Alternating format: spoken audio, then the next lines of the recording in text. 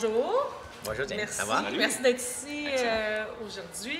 Marc-André et David de l'Association étudiante pour nous parler des Coyotes plus particulièrement.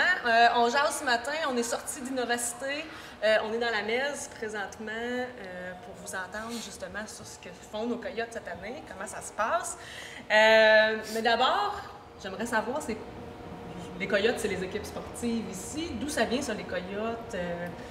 Qu'est-ce que ça mange en hiver? C'est une drôle de question, puis malheureusement, on n'a pas de bonne réponse. On a vérifié dans nos archives, ça fait 25 ans que le nom existe, mais c'est comme c'est juste apparu de n'importe où. Le mieux qu'on peut faire, c'est dire que Coyote, à cause qu'on est dans une province bilingue en Ontario, le mot se dit bien en anglais et en français. Coyote, Coyotes. Donc, c'est ça. Mais on peut peut-être lancer l'appel, hein, si quelqu'un dans sa mémoire ou dans les archives aurait la réponse à cette question-là, ça pourrait être intéressant. Les équipes des Coyotes, les disciplines sportives, pouvez-vous nous en parler un petit peu là, pour ceux? Dave peut probablement commencer. Bien, les Coyotes se divisent en deux catégories, je te dirais. La première catégorie, c'est les équipes intercollégiaux, donc c'est ceux qui participent dans la Ligue provinciale pour des championnats et tout ça. Ça, c'est composé de 3 équipes, le basketball masculin, le volleyball féminin et le volleyball masculin. Par la suite, il y a la composante extramurale, qui est plus un niveau...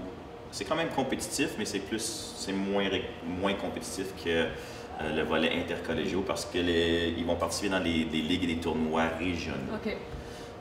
Donc ça, leur saison est différente un peu de sport. Mais ils rencontrent quand même des équipes, d'autres établissements. Oui. Ils vont rencontrer d'autres collèges, des clubs, etc. Ils vont jouer dans des ligues de ville ou bien encore, ils vont jouer dans des tournois contre d'autres collèges. C'est ça. C'est juste qu'il n'y a pas de...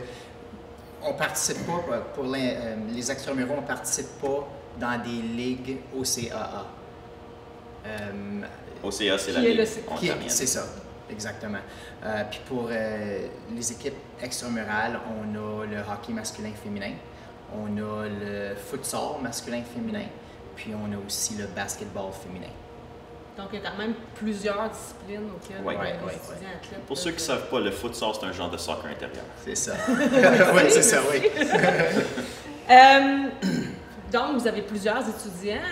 Avez-vous un chiffre pour nous, combien d'étudiants athlètes sont...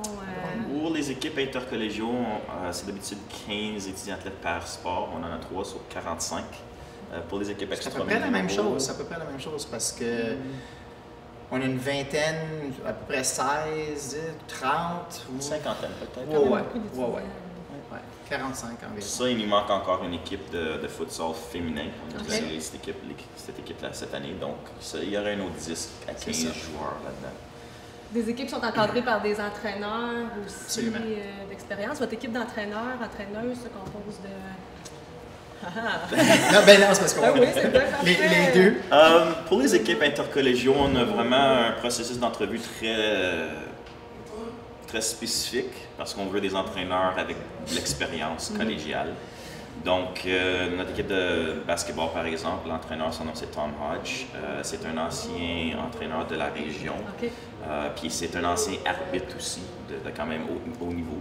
Et puis lui est avec l'équipe depuis 4 ans. Depuis qu'il est rentré dans l'équipe, le recrutement, c'est vraiment son point fort. Et puis l'équipe se développe très rapidement. Pour les autres équipes de volleyball, on a Corey Wilcox qui est avec le volleyball masculin. Et puis lui, il est avec l'équipe quand même depuis longtemps, mais il est entraîneur-chef depuis seulement 2 ans. Mais il vient aussi de la région d'Ottawa-Gatineau. Et puis finalement, pour les volleyball féminins, on a Alain Sirousseau. Puis Alain Sirousseau, il travaille ici à l'association étudiante. Il est un ancien Coyote, un ancien joueur de volleyball. Il a coaché l'équipe de masculin avant. Il a pris un petit recul, puis là maintenant, il est l'entraîneur de l'équipe de volleyball féminin. Bien, c'est intéressant de voir que des anciens Coyotes aussi oui, on en a viennent plusieurs. prêter main forte. Puis justement, j'ai vu en regardant le site avec les photos et tout ça, plusieurs anciens étudiants qui sont maintenant aussi... Puis Marc peut parler un petit peu plus de ça parce que du côté extramuraux, les entraîneurs sont encore plus nombreux dans le nombre d'anciens. C'est ça. On pourrait commencer peut-être le basketball féminin, c'est Karina Navarro. Puis ça a été un partenariat avec Tom aussi qui a trouvé une bonne entraîneuse féminine pour l'équipe. Mais son adjoint, Jessica, je ne me rappelle pas si c'est je crois. Non, mais en tout cas, Jessica, c'est une étudiante présente, c'est son adjoint le basketball féminin. En ce qui concerne le futsal, comme Dave a dit, c'est le soccer intérieur dans un gymnase. Nos deux entraîneur-chef et entraîneur adjoint. On a André Lorrain, qui est un ancien étudiant et aussi un ancien athlète, quand on avait notre équipe de soccer intercollégiale, entre autres. Puis aussi Sinisha Sindik, qui est aussi un ancien étudiant et un ancien joueur pour l'équipe qu'on avait de soccer masculin aussi. L'équipe de hockey, l'entraîneur-chef et un des entraîneurs adjoints ont été deux étudiants, puis aussi des sportifs, des joueurs pour l'équipe de hockey masculine aussi. Puis Dominique Marois, c'est pas un ancien étudiant, mais c'est un chum des deux boys, puis ça roule pas mal bien, les équipes d'entraîneurs. Fait qu'il y a quand même un bon sentiment d'appartenance et d'engagement, justement, pour vouloir continuer. Puis, Bien, justement, c'est un de nos buts. Oui. On aime ça avoir des anciens coyotes qui deviennent des entraîneurs. Ça permet une certaine crédibilité entre les joueurs et l'entraîneur pour savoir, bien, il a déjà fait ce que je fais présentement. Oui. Il sait c'est quoi être un étudiant athlète. Oui. Donc, c'est vraiment un de nos buts. Puis on commence toujours à les permettre d'être des entraîneurs adjoints, puis les aider à développer. Et puis là, maintenant, ça devient que c'est une norme pour nous.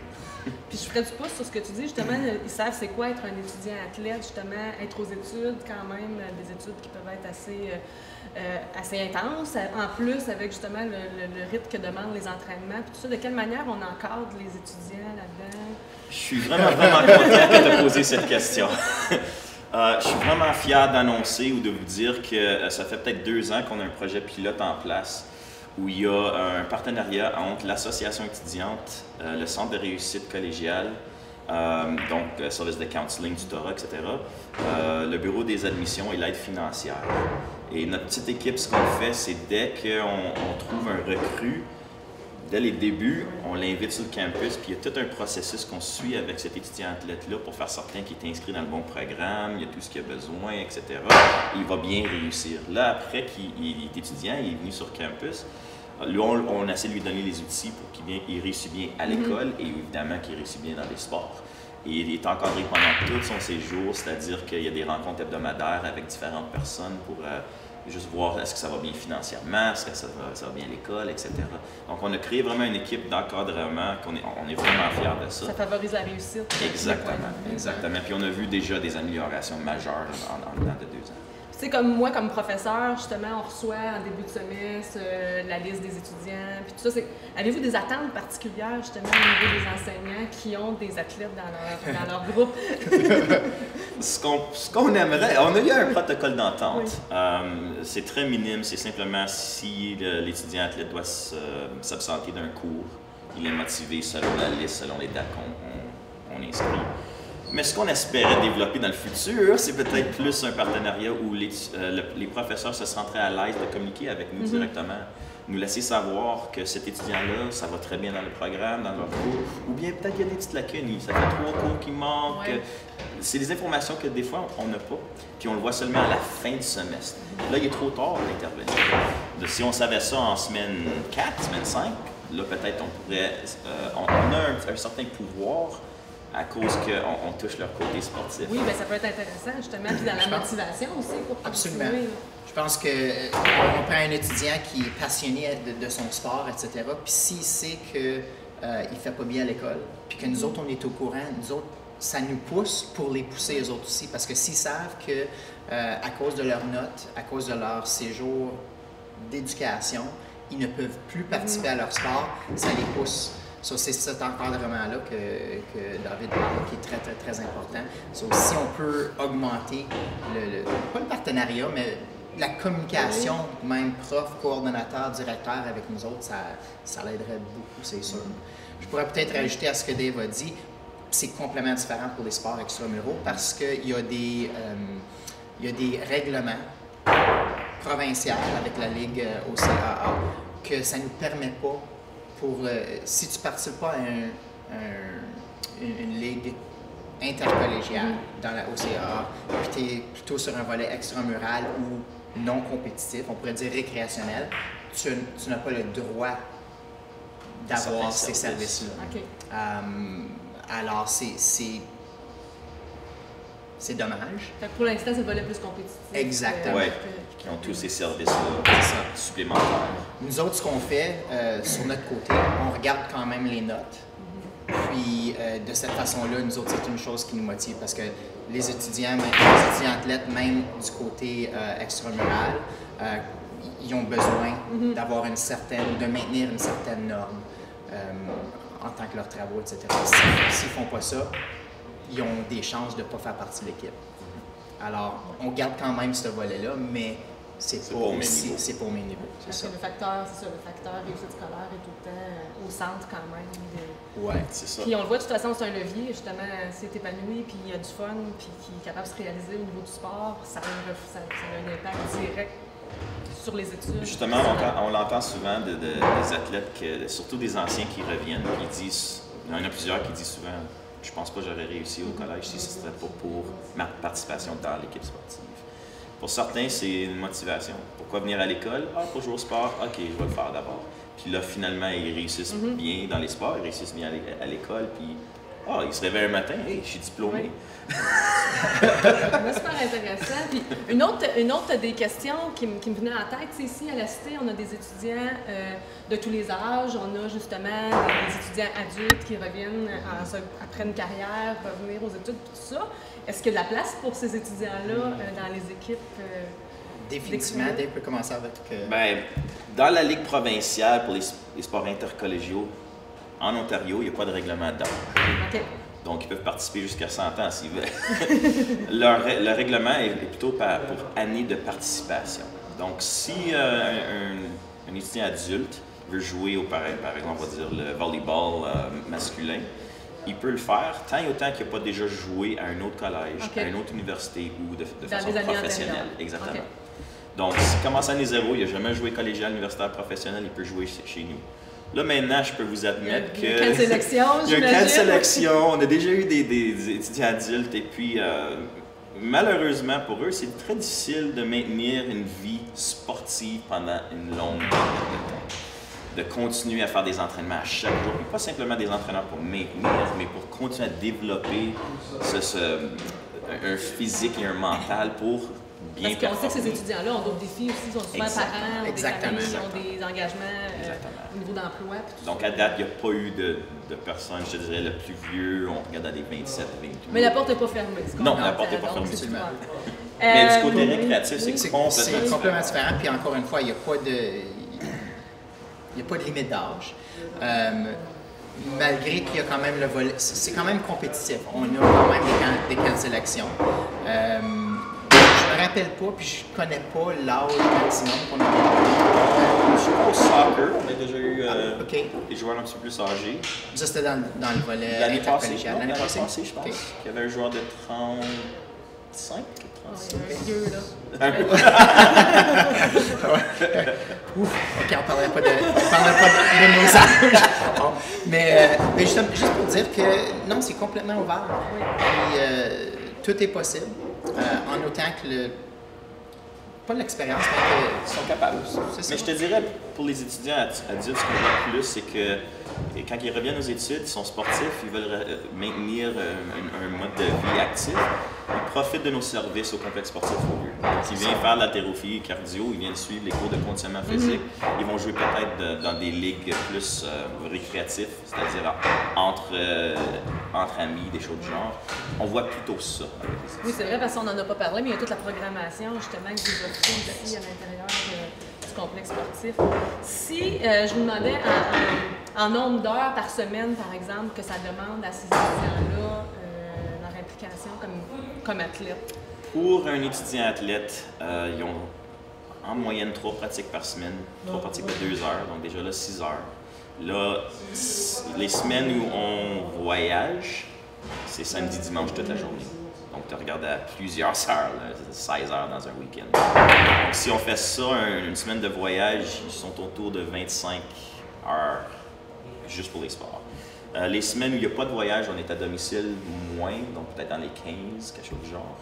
Donc, c'est quand même un gros impact quand tu ajoutes les heures dans la salle de classe, les heures d'études, les heures de projet, etc., préparation pour l'examen, toutes ces choses-là. Et puis plusieurs, malheureusement aussi, ils doivent avoir des emplois à temps partiel. Effectivement. Donc, c'est vraiment beaucoup de choses à gérer en même temps. Et puis, il y en a qui font bien, puis il y en a qui font moins bien. Ça peut nous faire des étudiants très organisés. Pour les sports extramural, c'est un peu moins quand même. Si c'est sur le campus, comme le basketball féminin, ils ont plus de chances d'avoir des heures de gymnase pour leur pratique. Alors, on parle de peut-être 4 heures pour le basketball féminin. Il y a environ 2-3 heures pour le futsal. Le hockey, par contre, c'est 1 à 2 heures maximum par semaine. Pour les pratiques. Il y a encore les équipes extramurales. Les tournois, c'est ça. Eux, c'est les tournois. C'est ça. Alors, le futsal puis le basketball, les autres sont dans une ligue. Alors, les autres, ils jouent 1 fois par semaine, 1 heure. Tandis que le hockey, il n'y a pas de ligue. Trop cher. Puis, eux autres, ils jouent dans des tournois. Alors, ils jouent dans 3 tournois par année. Puis là, c'est des sorties de 1 à 2 journées environ. Ça, c'est pas si gros que ça. C'est pas si demandant. Mais, il y a la demande de l'entraînement à l'extérieur de ça. Ça aussi. C'est à peu près tout. Avant de terminer, auriez-vous une anecdote, des histoires drôles qui ont pu arriver en tournoi ou en... Je suis sûr qu'il y en a plusieurs. Des racontables. Oui. Écoute, c'est juste une petite anecdote. Je sais qu'il y avait un tournoi l'année passée parce que les gars avaient malheureusement perdu leurs 2 premiers matchs, puis ils se rendaient dans le 3e match où il n'y avait aucune valeur pour le match. C'était la même chose pour les 2 équipes qui s'affrontaient. Les boys se sont dit, on va juste avoir du fun. On va juste avoir du fun, c'est tout. Il y avait quand même des difficultés de compter des buts pour ce jeu-là, puis je pense qu'ils l'ont planifié parce que c'était même une surprise pour les entraîneurs.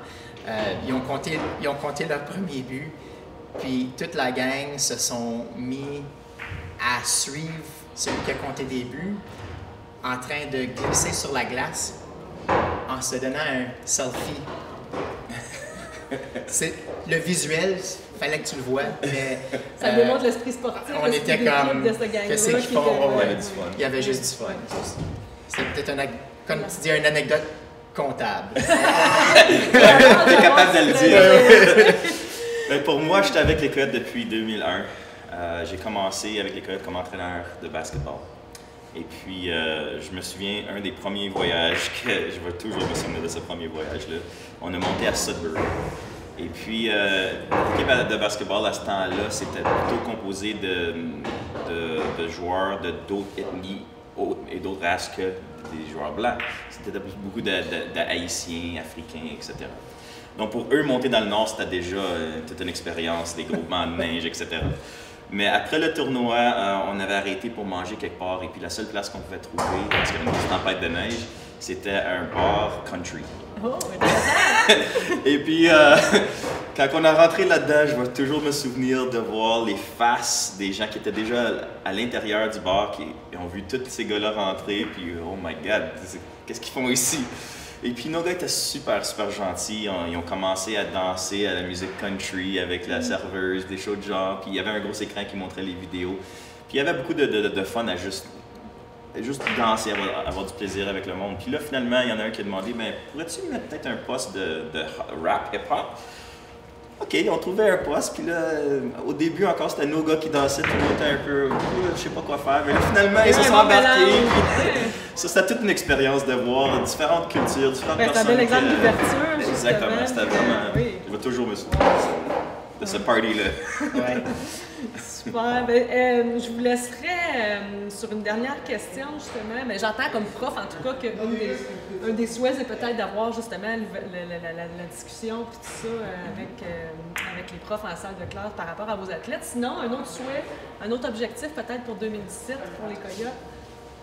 Un de nos plus gros objectifs, puis on travaille vraiment fort là-dessus, c'est que tant qu'à nous, il nous manque un petit peu un sens d'appartenance sur le campus. C'est-à-dire qu'il y a plusieurs étudiants, il y a plusieurs professeurs, il y a plusieurs employés qui ne savent même pas c'est qui Non, les mais Coyotes. effectivement. Ou bien qu'ils savent puis ils ne veulent pas s'impliquer plus que ça. Donc, nous, on est en train de voir qu'est-ce qu'on peut faire pour vraiment améliorer ce sens d'appartenance-là. On va mettre une emphase sur la composante de promotion des Coyotes, évidemment, mais je pense qu'il y a plus à faire. Une fierté envers nos Coyotes, un support, des encouragements, qu'on soit derrière vous. Là. Ça, c'est vraiment notre plus gros défi. Puis là, une fois qu'on a ça, évidemment, ce sens d'appartenance-là va aider avec les projets qu'on parle de communication et de développement de protocoles et toutes ces choses. Donc ça, c'est notre plus gros défi qui s'en vient dans le futur proche. Puis pour nous autres, tu vois, cette année, il nous manquait des filles pour l'équipe de futsal. Puis il nous manquait...